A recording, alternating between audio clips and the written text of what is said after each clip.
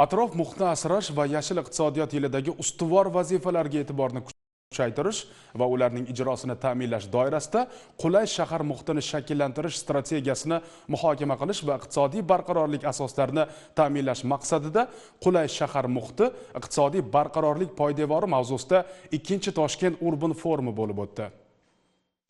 O'zbekiston 2030 strategiyasida urbanizatsiya darajasini 2030-yilga kelib 51% dan 60% ga oshirish ko'zda tutilgan. Tadqiqot natijalariga ko'ra, O'zbekistonda urbanizatsiya darajasining ortishiga aholi daromadlarining oshishi, oliy ma'lumotli kadrlarning ko'payishi va uy-joylar qurilishi ijobiy ta'sir ko'rsatadi. O'tkazilgan mazkur forum doirasida shahar muhitining inkluzivligi, yashil iqtisodiyot, raqamlashtirish va shaharlarni barqaror rivojlantirish kabi masalalar muhokama markazida bo'ldi. Qayd etish joiz, 2-chi Toshkent Urban forumi shaharsozlik sohasidagi yetakchi mutaxassislar va yosh ekspertlarni bir manzilga jamladi.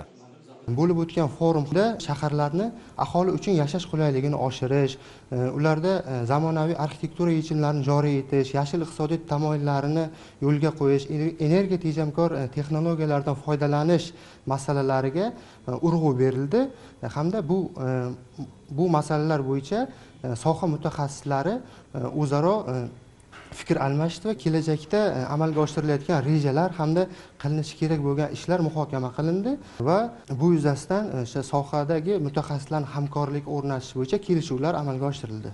Panel sessiyalarida shahar infratuzilmasini rivojlantirishda yuzaga kelayotgan muammolar va uning yechimlariga ham alohida e'tibor qaratildi. Shuningdek, forum ishtirokchilari transport tizimini barqaror rivojlantirish yuzasidan o'z fikr-mulohazalarini bildirdilar. Bizning asosiy mavzumiz qulay shahar muhitiga bag'ishlangan. Chunki qulay shahar muhiti iqtisodiy barqarorlikni asosi hisoblanadi. 3 ta xususiyati bor qulaylikni. Birinchisi bu psixologik qulaylik, ikkinchisi jismoniy qulaylik va uchinchisi iqtisodiy ijtimoiy qulaylik. Birinchi o'rinda biz mana shu bor muammolarni muhokama qilib, undan keyin shu muammolarni yechimi bo'yicha takliflar ishlab chiqarmoqchimiz. Chunki Toshkent forumining asosiy maqsadi aynan shunda. Ya'ni qanaqadir tavsiyalar va yechimlar ishlab chiqib hukumatga taqdim etish.